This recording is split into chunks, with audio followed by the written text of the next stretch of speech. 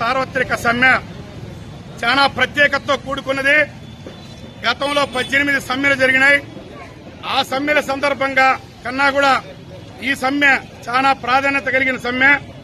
ఎందుకంటే గత 18 సమ్మెల సందర్భంగా ఈ దేశంలో ఉన్నటువంటి కార్మిక చట్టాలని అమలు చేయమని పోరాటం చేస్తే ఇప్పుడు చేస్తున్నటువంటి ఈ సమ్మె కార్మిక చట్టాలని రద్దు చేసి వాటిని పీల్చి పిప్పు చేస్తున్నటువంటి ఈ విధానాలకు వ్యతిరేకంగా.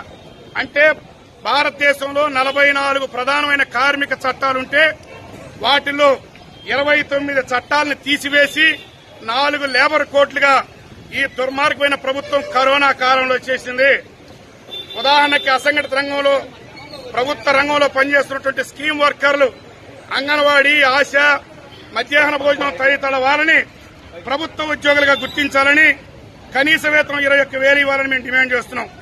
పాండిచ్చేరి ప్రభుత్వం స్కీమ్ వర్కర్లను ప్రభుత్వ ఉద్యోగులు గుర్తించింది. గోవాలో రిటైర్ అయితే 5 లక్షల వామపక్ష పార్టీల ఆధ్వర్యంలో జరుగుతున్నటువంటి బంద్ను ఈ రోజు శ్రీకాళహస్తి నియోజకవర్గంలో సక్సెస్ చేయడం జరుగుతా ఉంది.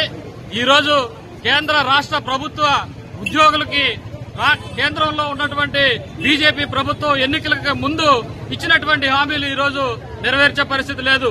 ప్రభుత్వ రంగ సంస్థలన్నింటినీ ఈ రోజు ప్రైవేటు పెట్టుబడిదారులకు అప్పగించే ప్రయత్నం ఈ రోజు బీజేపీ ప్రభుత్వం చేస్తుంది.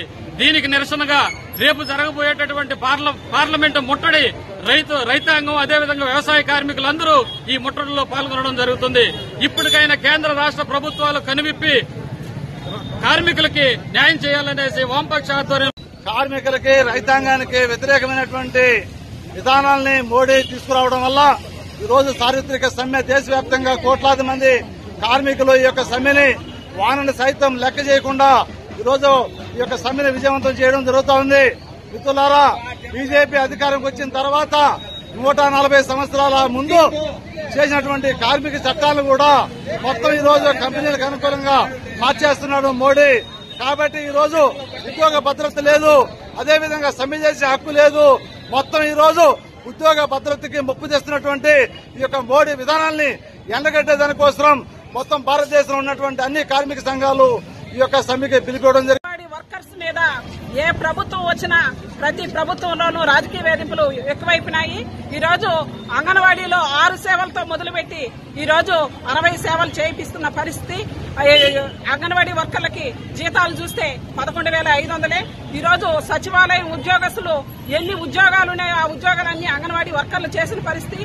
ఈ రోజు చూస్తే సచివాలయం నుంచి ఎంఎస్కేలు అనేసి అంగన్వాడీ వర్కర్ల మీద పెద్ద దాడి జరుగుతా ఉంది. ఈ ఎంఎస్కేల్స్ ని మా అంగన్వాడీల మీద పర్యవేక్షణ